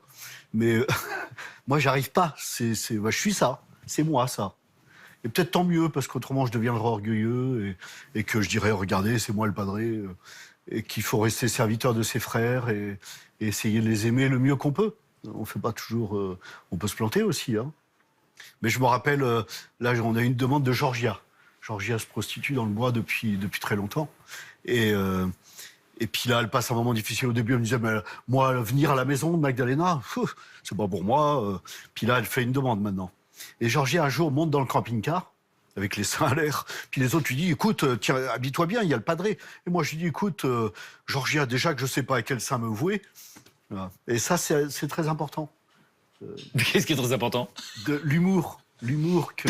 La distance avec la situation. Oui, c'est pas la distance. Parce que Georgia, prendre l'autre comme il est. Tu vois, ce qui est marquant, que ce soit au Mercredi du Cœur, que ce soit dans les tournées, que ce soit à la Maison du Cœur, à la Maison de Magdalena, les gens, ils savent qu'on les aime. Et qu'on fait ce qu'on peut. On fait tout ce qu'on peut. Ça va peut-être prendre un peu plus longtemps que... Mais il n'y a pas de souci. Tu sais que tu as de la place dans mon cœur. Tu sais qu'on fait tout notre possible. Et ça, c'est super important. Mais tu vois, c'est peut-être une des choses qu'on est en train de perdre. C'est que on mise sur le social, on mise sur le psychologique, et puis on mise pas sur l'essentiel. C'est que chaque personne a un cœur, et ce cœur, il est fait pour aimer. Et moi, ce que je veux, c'est que toi, tu apprennes à aimer aussi. Il y a pas longtemps, on a vécu un peu un drame parce que j'ai amené des invités et en fait, j'avais pas prévenu. Bon, ça, c'est le padré, je suis un peu comme ça. Et mais j'ai gueulé, quoi. J'ai gueulé parce que des surprises dans ta vie, t'en auras tout le temps. Si t'es pas prêt à ouvrir ton cœur, tu vois, c'est pas du tout, il y a aucune... Il n'y a pas de mièvrerie, en tout cas. Non, voilà. Et ça, c'est important. Et toute personne est faite pour aimer. Et toute personne est faite pour croire en l'amour. Alors, il peut y avoir des souffrances. J'ai essayé d'être là au moment où je faisais vraiment tout mon possible pour être là où elle a vécu des choses qui l'ont cassée, quoi. C'est important d'être là. Merci d'être là, en tout cas. Merci de votre témoignage. Je vous vais présenter des gens importants pour vous. Je vais vous présenter des gens importants pour moi qui devraient vous plaire. Parce que comme vous, ils ne sont pas pour prendre les choses telles qu'elles sont. Ils n'acceptent pas la fatalité. Et ils s'intéressent à ce qui ne va pas dans cette société, mais surtout aux solutions. Et aux solutions qui marchent. Vous allez me dire si vous comprenez pourquoi je les adore. Les voici. Bonjour. Luc, Salut, salut. Et Brigitte. Bonjour. Bonjour. C'est pas fait exprès, hein. Luc, Marc, vous avez dit, ils sont tous là. Oui. Les apôtres. Merci d'être là, les camarades. Marc, alors j'aime beaucoup présenter Marc comme quelqu'un qui a eu une prise de conscience à un moment donné de sa vie, puisqu'il travaillait dans le système, comme on dit, dans une multinationale. Puis à un moment donné, il se demandait quel était le sens de tout ça. Et il a fait le tour du monde en quête de sens. Et il est là régulièrement pour nous parler de ses prises de conscience. Vous allez nous parler de quoi aujourd'hui? Et là, je vais vous parler par rapport au mal logement. Il y a plus de 3,5 millions de personnes qui sont mal logées en France. Et là, 3,5 on a millions de personnes. 3,5 millions. Et on a trouvé une initiative où c'est justement le circuit court pour reloger les SDF. Donc c'est par les SDF, pour les SDF. Et je trouve cette initiative vraiment extrêmement innovante. Brigitte est dans ma vie depuis 16 ans et demi, c'est un soleil. Et elle aime tout le monde. Chaque fois qu'elle me présente quelqu'un, vous savez qu'elle travaille avec moi à la télévision, à chaque fois qu'elle me présente quelqu'un, elle me dit tu vas l'adorer. Je pensais que c'était quelqu'un de sa famille. Elle a une grande famille. Hein. Et donc tu vas nous parler de quoi aujourd'hui? Alors là justement, vous allez l'adorer, je vous promets. Je vais vous parler d'un super-héros. Il n'a pas de super pouvoir, mais il a une super passion. Il traversait son pays, le Cameroun, pour soigner ceux qui en ont besoin et qui n'ont pas les moyens ou qui n'ont pas d'hôpitaux ou de médecins à côté. Et je suis sûre que quand je vais vous en parler tout à l'heure, vous allez vous dire je veux devenir son ami. Moi, c'est mon cas. Je rêve de le rencontrer. Voilà. Bon, merci de nous présenter des super-héros. Et Luc, donc Luc du Sud-Ouest, qui garde l'accent pour garder un peu de chaleur, journaliste très intéressé par toutes les actions solidaires et tout ce qui crée du lien dans ce pays. Tu vas nous parler de quoi aujourd'hui? Eh bien, moi, je vais vous présenter un curé, mais qui est niçois, qui n'est pas comme vous. Gilles Florini. Alors, c'est le curé de l'église Saint-Pierre d'Arène, à Nice, dans le centre-ville de Nice. Et alors, ce curé niçois a décidé qu'il allait transformer le sous-sol de son église, 1500 mètres carrés, en un immense restaurant solidaire pour les SDF, les précaires, toutes les personnes isolées. Alors, pas plus de commentaires, le mieux c'est de regarder le reportage de Laetitia Dija à Nice, dans le quartier de Saint-Pierre-des-Rennes.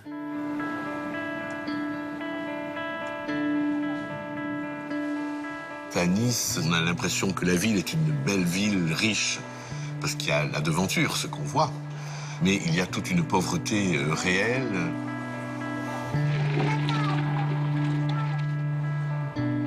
Je suis prêtre depuis une trentaine d'années et en arrivant sur le centre-ville de Nice comme curé, je me suis aperçu que tout doucement, la population du centre-ville changeait et s'appauvrissait. Donc il fallait trouver un moyen pour soutenir ces personnes-là, les aider. J'avais une belle église vaste et j'avais un espace vide qui était un sous-sol pas entretenu de 1500 mètres carrés. Et donc on a créé un restaurant social où les gens peuvent venir quand ils veulent. Bonjour, bonjour. Il y a du monde aujourd'hui? Oui, aujourd'hui on a 66 réservés pour le moment. Pas mal de monde. Très bien, très bien. La chose qui a été la plus difficile, c'est d'arriver à faire comprendre qu'on voulait enlever un morceau de cette église pour en faire un lieu d'accueil social. Les lieux affectés au culte ne peuvent être qu'affectés au culte. On ne peut rien y faire d'autre. Voilà, ça c'est la loi. Ça a été un combat.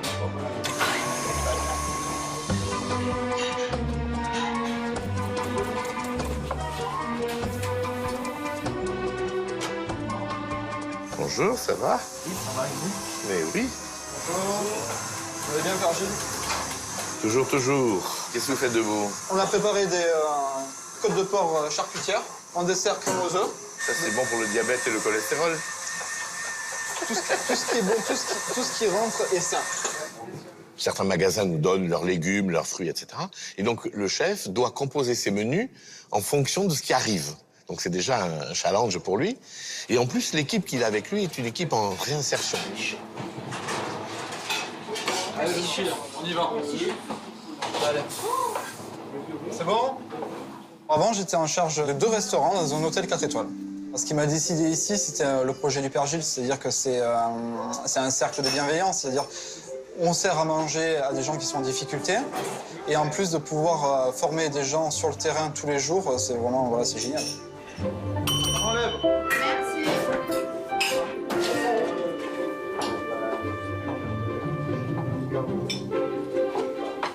Merci, madame. Gentil, merci. Les gens qui arrivent sont des gens très variés. Vous avez des personnes qui sont démunies parce qu'elles sont surtout seules, qui viennent chercher la compagnie. Vous avez des SDF, c'est-à-dire des gens qui sont vraiment dans la rue et qui, du coup, font le petit effort de se mettre un peu presque propre pour venir manger et avoir une jolie table. Donc tous ces démunis, entre guillemets, sont des gens qui sont démunis à des niveaux différents, mais qui se rencontrent et surtout qui s'entraident, même sans le savoir. Parce que du coup, ils sont là ensemble. L'accueil est bien. C'est bon. Ça fait longtemps qu'on n'a pas mangé comme ça.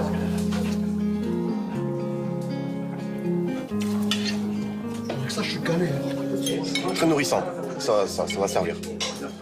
Ça va servir dans le sens que ça nous donne le moral. Ça nous donne un peu plus de morale et l'envie de faire les choses pour nous-mêmes. Voilà. Ceux qui peuvent payer quelque chose le payent. Mais en le payant, ils permettent à quelqu'un qui ne peut pas payer d'en bénéficier aussi. Voilà, c'est vraiment de la solidarité complète et affichée sur les murs, mais non affichée dans l'action. C'est-à-dire que quand on mange, on ne sait pas qui a payé ou qui n'a pas payé à la même table ou à la table d'à côté.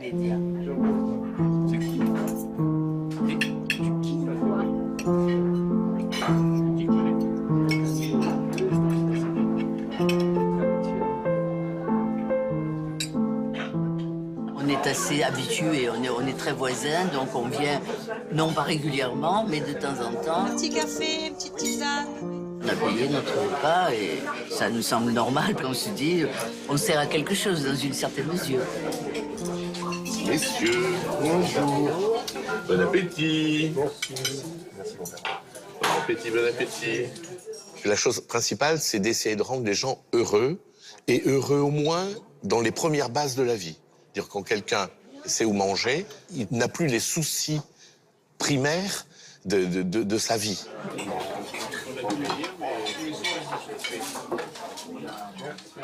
Ils connaissent notre situation. Et donc, on tient compte, on tient compte qu'on existe avec eux. Ça va? J'ai pas de fierté. Quand je serai mort, oui, les autres seront fiers de ce que j'ai fait, et ce sera bien. Mais moi, non. J'ai du bonheur, par contre. Du bonheur à voir des gens avoir un petit plus dans leur vie.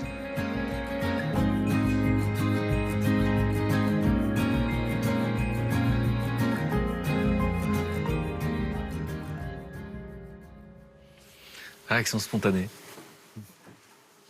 C'est génial. Je trouve que, moi je dis toujours que dans toutes les paroisses, il devrait y avoir un repas pour les plus pauvres.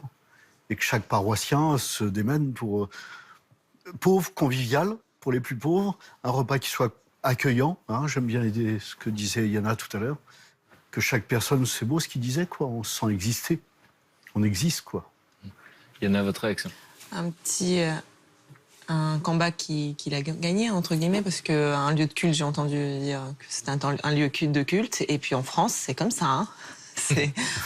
Donc il a fallu qu'il se batte vrai que, pour oui, pouvoir faire du bien. Et j'imagine quelque chose qui vous touche, c'est qu'au fond, on l'a compris, hein, donc il y a des gens du quartier qui peuvent venir manger, et en venant manger, ils aident d'autres à manger gratuitement. Et donc on ne sait pas qui a payé, qui n'a pas payé. Vous parlez de dignité, c'est important, ce genre de détails à chaque fois. Oui, c'est important qu'il y ait ce partage, quoi. Et puis que, tu vois, par exemple, quand on va à Lourdes, des choses comme ça, les filles, on leur demande 35 €, je crois. Mais pour le voyage. Oui, qui a payé leur voyage, ça les regarde pas. Et même les gens, ils savent pas toujours pour qui, si c'est pour tel... Et ça, c'est important. On donne généreusement, sans attendre de retour. Mais comme cet homme, quand vous avez 18-19 ans, qui vous invite à la cantine, vous dit « Ah, ce serait un plaisir si tu acceptais que je t'invite. Ouais. » Et non pas « Je suis en train de t'aider. » Ça me fait plaisir à moi. Voilà, pas mettre l'autre dans une situation de gratitude, en tout cas. Et donc, du coup, le combat administratif est gagné. Voilà. Aujourd'hui, ça fonctionne. Ça fonctionne très bien. Il y a entre 80 et 160 repas par jour. Et le midi uniquement. Hein. Et l'idée est belle parce qu'en fait, on mélange tout un tas de gens différents. C'est aussi ça qui compte. Des vieux qui se sentent un peu seuls, des gens un peu précaires, des SDF.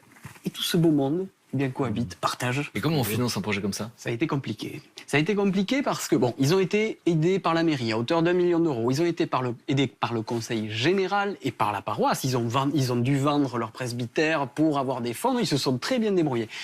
Après, ça n'a pas été simple, parce qu'on est quand même à Nice, une ville, comme il disait, relativement riche, et les commerçants du quartier, notamment les restaurateurs, quand vous proposez à des clients 11 € un repas complet, café compris, ça n'a pas fait que des heureux. Il y a eu des pétitions qui ont circulé, ça allait attirer des pauvres dans le quartier, chose que ne voulaient pas certains restaurateurs. Il a réuni tout ce beau monde, il les a invités à déjeuner, et il a tout réglé. Il leur a montré que par la solidarité, on allait y arriver, que c'était pas la même clientèle, qu'ils n'avaient pas à avoir peur. Et voilà. Et le projet s'arrête pas là, j'imagine que ça donne envie de faire d'autres choses. Alors oui, absolument. Il a mis en place maintenant, dans son sous-sol, enfin juste à côté du sous-sol, une épicerie solidaire. Il récupère des dons de la banque alimentaire, il récupère des invendus des supermarchés avoisinants. Et aussi, il a mis une grande malle à l'entrée de son église et les particuliers apportent du sec, des gâteaux, des pâtes, une boîte de lait, des choses comme ça. Et ils arrivent à constituer des colis pour les SDF du quartier. Ils ont créé une salle de réunion, hein, comme vous voyez. Ils ont créé aussi une salle de spectacle pour aussi offrir du culturel. Le week-end dernier, il y avait une soirée opéra, et donc tout le monde, des SDF, pas SDF, des gens bien mis, hein, qui viennent. Des gens bien mis. Bon, en tout cas, vous ne vous connaissiez pas, mais vous combattez la même chose. En fait. Oui, voilà. L'exclusion. Ça devrait y en avoir partout. Il faut laisser les gens prendre des initiatives. Écoute ton cœur et agis, quoi. Marc, donc, du coup, voilà. vous avez parlé de 3,5 millions de personnes mal logées dans ce pays. Voilà, exactement. C'est presque 10 millions de gens qui sont ce qu'on appelle en fragilité vis-à-vis du logement, donc qui pourraient basculer aussi très rapidement vers ces 3,5 millions. Et donc, ce qui m'a beaucoup touché, moi, donc, c'est l'histoire de Gilbert. Donc Gilbert qui est SDF, qui a connu la rue pendant 10 ans. C'est ça, monsieur. Exactement. Et donc Gilbert, à 17 ans, il connaît la rue. Et donc pendant 5 ans, il sera dans la rue. Puis après, il trouve une compagne, il a un enfant. Et puis à nouveau, hop, comme il me le redit, ça repart en cacahuète. Et il repart dans la rue. Et donc il connaît les structures d'urgence. Il n'est pas à l'aise avec le traitement qui est fait là-bas. En fait, il faut savoir que c'est surchargé. Il y a 2 ans d'attente parfois. Et donc il se dit à un moment, voilà, c'est à moi de prendre ma vie en charge à nouveau. J'ai envie de dépendre de plus personne. Et donc il fait ses recherches lui-même. Et il convainc un propriétaire de, à nouveau, lui faire confiance. Donc lui, il a un tout petit peu d'argent de côté. Mais donc, pendant à peu près quelques temps, il dort sans meubles, sans rien. Il est sur le sol. Et puis, à un moment, comme ça fonctionne, il retrouve un travail. Il se dit, moi aussi, avec ses collègues, avec ses copains de dehors, en fait, il se dit, est-ce qu'ensemble, on pourrait pas aider aussi d'autres personnes à essayer d'être le lien direct avec les propriétaires privés. Et donc, ils ont mis en place tout un système pour les accompagner. Et c'est ça, en fait, qui est très fort là-dedans, c'est que c'est les anciens SDF qui sont maintenant membres de ce collectif des SDF. Un collectif de SDF. Et donc, ensemble, c'est à Lille que ça se passe. Et ils sont donc maintenant 120. Donc, ensemble, ils trouvent des solutions. Donc, aujourd'hui, l'association, il y a 6 personnes qui sont employées dans cette association. 3 sont SDF, 3 sont des éducateurs ou il y a des stagiaires qui viennent aussi les aider. Et ils ont réussi à reloger plus de 320 personnes. Pas mal. Pourquoi est-ce que ça fonctionne? C'est parce qu'il y a quelque chose en France qui est très méconnu des propriétaires, qui s'appelle le Fonds Logement Solidarité, qui permet d'assurer le premier mois de caution, le premier mois de loyer et qui se porte garant sur les 18 mois d'impayés. Donc en fait, il arrive avec ça et en fait, derrière, il rassure les propriétaires, ils font ce suivi psychologique. Pour trouver des logements, donc à ceux qui n'en ont pas, alors qu'on demande tellement de garanties. C'est ça, exactement. Et ben, du coup, il y a des... Et ça marche tellement bien que du coup, maintenant, ce qu'il m'expliquait, c'est qu'il y a même maintenant des propriétaires qui l'appellent directement pour dire « j'ai cet endroit, je voudrais que ça puisse bénéficier aussi à des personnes qui en ont besoin ».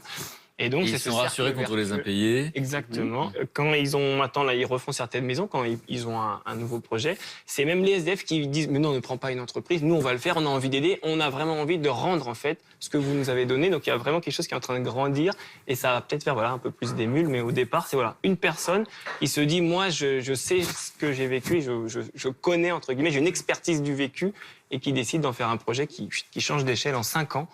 Ça fait 320 personnes qui ont pu bénéficier de réaction. Prenez soin les uns des autres. Prenez des initiatives. N'attendez pas toujours que ça vienne des autres. Et là, c'est manifeste, quoi. Eux, ils connaissent le terrain. Moi, j'insiste là-dessus parmi les filles que je reçois dans la maison Magdalena. Je leur dis, maintenant, nous, on vous a accueillis. Maintenant, c'est vous qui nous accueillez. C'est vous qui devez venir active. Et ça, c'est magnifique. Une dernière info? Si pour les soutenir, pour l'instant, ils ont des contrats aidés pour payer les salariés, mais du coup, c'est pas reconnu officiellement par l'État. Donc, si vous voulez les soutenir sur le site, je pense, de 1001 vies, il y aura les informations. Donc, c'est le collectif des SDF de Lille. Voilà, sur le site de 1001 vies. Merci beaucoup, camarade. Brigitte. Alors moi, je vais vous parler d'un homme rare. Un super-héros, tu nous as dit. Un super... Je suis toute bouleversifiée en parlant. Voilà. Alors, il s'appelle Georges Bouélé. Il a 45 ans, il est camerounais, il est chirurgien. Quand j'ai appelé les personnes qu'il connaissait pour avoir des petites infos sur lui, quand je leur ai demandé est-ce que vous pouvez me définir un petit mot pour définir ce monsieur, ils m'ont dit c'est impossible. Il n'y a pas de mots pour parler de lui, tellement il est... Mais il n'avait aucun mot. Fabuleux, c'est pas assez bien. Voilà. Donc, ce monsieur est issu d'un milieu très modeste. Et quand il était enfant, il a vu son père souffrir et mourir quelques années plus tard à la suite d'un accident de voiture parce qu'il n'avait pas les moyens de se soigner, parce qu'il n'avait pas d'argent. Donc, il s'est dit, tout petit, il s'est dit, quand je serai grand, eh bien, je soignerai ceux qui en ont besoin. Eh bien, il l'a fait. Il a fait des études de médecine et dès sa 5e année, il a commencé à s'occuper des personnes, aller dans les villages, s'occuper des personnes isolées et qui n'avaient pas les moyens de se soigner. Ce qu'il faisait, il faisait ça tout seul et il faisait ça avec ses propres moyens. Quelques années après, il y a des bénévoles qui l'ont rejoint et il a créé une association qui s'appelle Ascovim en 2008 et ils partent dans la brousse, dans un camion. Il y a des fois 12 heures, 15 heures de route, même plus. Eh bien, il est capable de rester debout pendant tout le voyage parce qu'il n'y a pas assez de place pour tout le monde et qu'il ne veut pas prendre la place des autres. Il travaille 15 heures, au moins 15 heures par jour. C'est-à-dire qu'il travaille à l'hôpital, bien sûr. Il travaille de 8 heures du matin à 15 heures. Ensuite, il donne des cours à l'université jusqu'à 19 heures. Et à partir de 19 heures, il travaille dans une clinique privée pour gagner des sous jusqu'à 23 heures et même plus, pour gagner des sous pour pouvoir financer les voyages qu'ils font. Alors, vous pourrez voir un petit bout de mon Georges. Un bout du Georges de Brigitte. En week-end, je vais avec un groupe d'amis volontaires pour apporter des soins de santé spécialisés et pour apporter du sourire à des populations pauvres, des villages enclavés de mon pays, à des populations nécessiteuses. Maman, papa et mes frères, donc les enfants là vont recevoir les cahiers pour continuer l'école et pour être meilleurs que les ministres, les médecins, les avocats, tout ça, vous comprenez? La consultation se passe de l'autre côté. Hein? Là, il y a l'école. Quand l'équipe là vous prend, on va vous amener devant un box de consultation.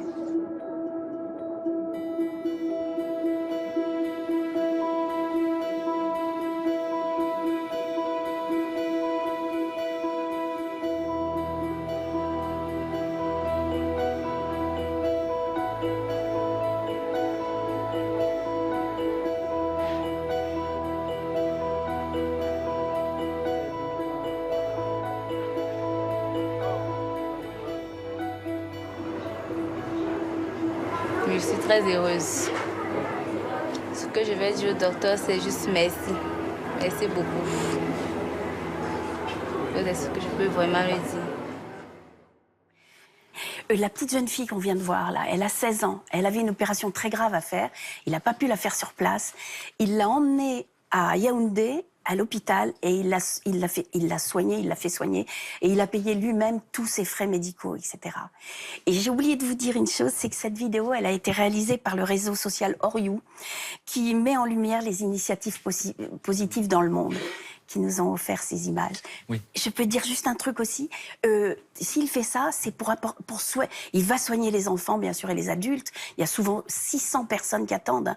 Et il le fait pour soigner les enfants, pour qu'ils puissent aller à l'école, pour s'en sortir. Voilà. Grâce à l'éducation. Oui. C'est un homme qui sait changer le monde. Et c'est pas qu'il essaye, c'est qu'il fait sa part, évidemment. C'est énorme ce qu'il fait. Grosse part.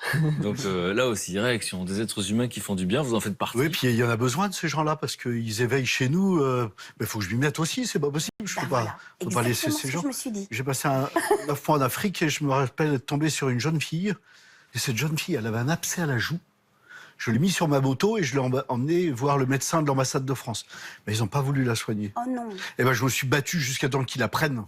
Si c'était votre fille, vous n'allez pas tous nous les amener. Je ne vous amène pas tous, je vous emmène une.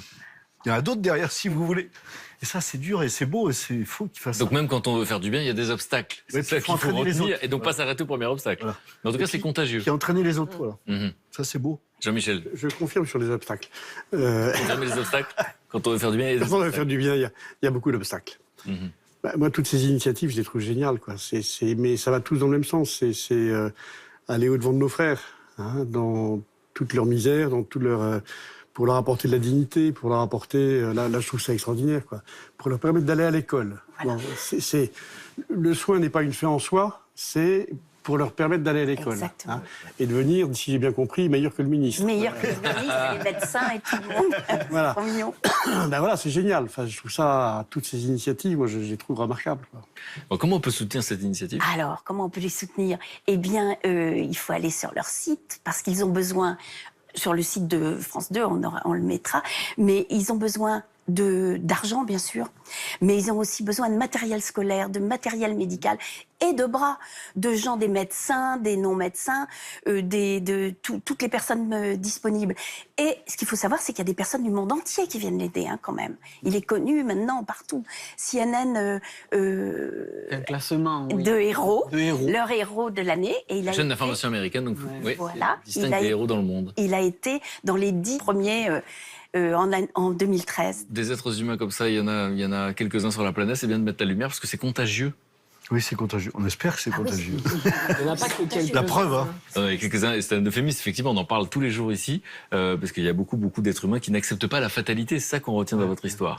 Hein, c'est que vous aviez un destin qui était tout tracé, vous avez vécu l'abandon, la maltraitance, et aujourd'hui vous faites du bien. Je me rappelle, j'ai dit à mon père spirituel, j'en ai marre, je vais arrêter. Il m'a dit, tu n'y arriveras pas. Il faut qu'on y ait goûté. Merci beaucoup. Merci les camarades. Merci à vous, Merci. Michel. Merci Anna d'être venue. Et puis merci pour votre confiance. Merci de raconter votre histoire, qui est très inspirante. Si vous acceptez cette formule. Vous acceptez la formule? Oui. Vous êtes inspirant. Ça vous va? Bon, merci beaucoup. Et puis, comme dit le poète, eh bien, ne pas partager est une perte de temps. Alors, merci à tous de nous en avoir fait gagner. À très bientôt. Si vous aimez les belles rencontres, demain vous serez ému par le témoignage d'Osman El Karaz. Issu d'une banlieue, le jeune Osman voit sa vie basculer le jour où il devient orphelin. Après quelques errances, la chance semble lui sourire enfin lorsqu'il décroche le premier rôle d'un film à succès. Mais rattrapé par son passé, Osman va tout perdre et connaître la rue. Un véritable déclic pour ce jeune homme en quête d'un sens à donner à sa vie. J'ai connu les Césars à 15 ans. Et on me dit, mais tu te rends compte ou quoi que voilà, c'était nominé au César. Il y avait des stars là-bas, il y avait Will Smith, il y avait Jean Reno. À côté de ça, je deal encore aussi, parce que forcément, j'ai besoin d'argent aussi pour continuer dans ma carrière. Bon, bah voilà, après, il y a la réalité qui reprend dessus. Et ouais, j'ai commencé à vivre dans la rue. Je le souhaite à personne. Tout peut arriver. Si on prend pas le temps vraiment de capter chaque instant, bah en fait, on passe à côté de plein de